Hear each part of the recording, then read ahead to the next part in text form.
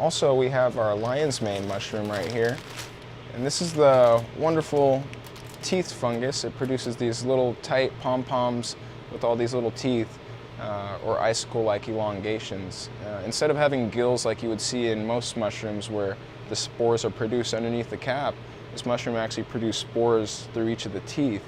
And the teeth also give it a wonderful texture. Some will kind of compare it to that of crab or lobster when sauteed in like a garlic butter.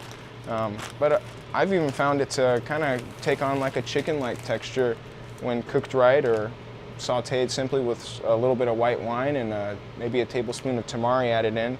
It brings out a wonderful flavor, and it lends well to like stir fries, rice dishes, or even used as honestly like a meat substitute in like a mushroom taco.